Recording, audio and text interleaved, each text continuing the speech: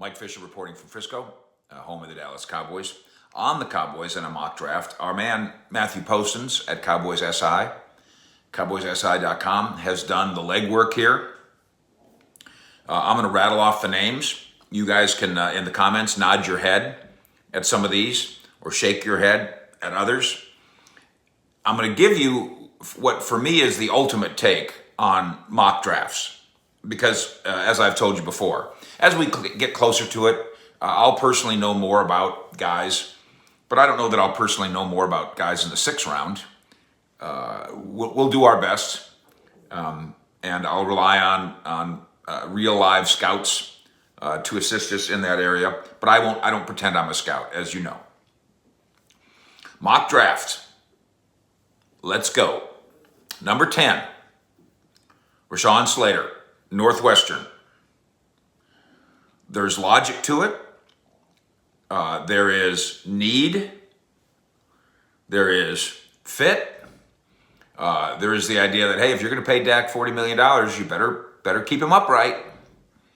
There are the Tyron Smith questions. And even if the Tyron Smith question doesn't turn out to be a horrible thing this year, it's coming. And then my conversation, because I kind of enter this with some indications from NFL scouts saying, I don't know that Rashawn Slater walks right into Dallas and starts. But our man Brian Broaddus disagrees with that. He thinks he would. And Jeff Kavanaugh says the same thing. So let's put Rashawn Slater, Northwestern, offensive lineman. Let's roll him in here and let him start at guard. And then someday he kicks out. Hopefully it all works out. He kicks out to left tackle. And then he spends, like Tyron did, he spends 10 years there as a dominant player. Pick number 42, edge rusher, Carlos Basham Jr., Wake Forest. The Cowboys' needs aren't necessarily here. The needs on defense are in the secondary. But here comes Basham, 6'5", 285. Looks like he can be a left defensive end in a 4-3, and of course we know the Cowboys are going to do that. We know that the Cowboys always put a premium on pass rushers, and nothing wrong with that. So that's fine. When are you going to help your secondary? Pick number 74, safety, Paris Ford, Pittsburgh. He's athletic. He'll hit you. 6 foot, 190 pounds. Is he the solve? I don't know. And we're going to get to my big question about mock drafts in a minute, and then about real drafts. Is he the solve? I don't know. Is he the help? You know, a 3rd round pick, a number 74 pick overall on a safety. It's about as high as the Cowboys have done it. So you'd like to see him help. Pick number 99. Now we get a cornerback. Keith Taylor, Washington. 6'2". A 6'2" cornerback. Had a good week at the Senior Bowl, from what we're told. Playmaking skills.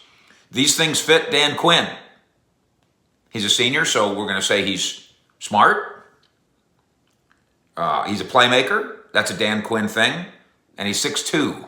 That's a Dan Quinn thing. Pick number 115. Let's get another edge rusher. This is Jordan Smith, 6'6", 255. Now, I know that you're going to shudder when I bring up Taco Charlton. I understand that. And I know that everybody wants to blame Rob Marinelli for the Taco Charlton pick. But the fact is, this organization picked Taco. That includes Will McClay. And they did so because they do have traits that they like in all their players, but certainly at defensive end. They like long defensive ends. Otherwise, T.J. Watt would be here. T.J. Watt's good, great, but he's not long. Taco was. Jordan Smith at 6'6", 255 is. And then the 2nd rounder we mentioned earlier, Carlos Basham, 6'5", 285. Those are traits. That fits a mold, doesn't it? Jordan Smith from UAB. Pick number 139, Chuba Hubbard, Oklahoma State. This is a 2,000-yard rusher for those Cowboys. And you mark this down as depth now, but you mark him down maybe as an error later. Chuba, running back, Oklahoma State. Pick number 179, defensive tackle Darius Stills, West Virginia. My man Poston says this is a gap, and that he can play a little inside, a little outside, and that this low in the draft, and again, Matthew Poston's of our staff, he's seen a lot of these guys in person. So his word matters to me. I've said before to you that I think the Cowboys have some ability at defensive tackle. I think that they ask too much of Antoine Woods. To make him a rotational backup, one technique, I think he can help there. The problem is, Tristan Hill, his first year wasn't very good, and his second year, of course, was hurt. Neville Gallimore, they think they've got something there. If you have those three guys, can you win with that? At defensive tackle, can Darius Stills come in and be a fourth guy and help you win as well? Pick number 193, Jalen Darden, wide receiver, North Texas, a Texas kid. I believe he's from Houston. Again, quite an athlete, very productive wide receiver, North Texas. So, it's not like he played at Alabama, but another guy that my man Postons has seen. And then pick number 236, let's go with another local guy, Shane Buechele, SMU quarterback. And Poston says this feels like a Cowboys kind of move. I would say it's a McCarthy kind of a move, in that the Packers have always done a good job over the years saying, we got a quarterback, let's take a stab at another one. Hey, we got another quarterback, let's take a stab at another one. And obviously, famously, they had Brett Favre, then did Aaron Rodgers, ruffled some feathers for the moment. And then they have Aaron Rodgers and drafted another quarterback, ruffling feathers with Aaron Rodgers. But the other thing that they've done there over the years is, in Green Bay, isn't just draft first-round quarterbacks to be the heir. They've also drafted, Mark Brunell and on and on and on. Flynn, Ty, what was his last name? Also from Texas. What was his name? Ty? Did he play at BYU? Guys that are a little too small or a little too slow or lacking in a little arm strength, but hey, maybe they can do something. And the next thing you know, the Packers would draft that guy in the 6th round, play him in a game, he'd look good, then they'd trade him for a 3rd-round pick. Happened all the time. It's a good way to do it. I don't know if Shane Buechele develops anything. I don't know if Ben DiNucci develops anything, but throwing those darts is always smart. So, great. You've thrown a dart at a backup quarterback. You've thrown a dart at a late-round receiver. Fine. What really needs to matter, though, is starters. This Cowboy team, like most teams in the NFL, needs starters. And then the starters need to make you good. I've mentioned this to you before. We look back on recent drafts, and you're going, hey, Leighton Vander Esch, he's a starter. That's good. Hey, they got this guy. But the Cowboys haven't been good. The Cowboys the last 2 years win 7 games a year. I need starters that are going to make me better. I'd like to get 3 starters.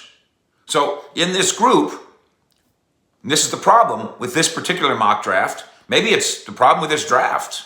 Maybe this is where you need to bend on BAA, best available athlete, and go, yeah, I know, but we need a starter.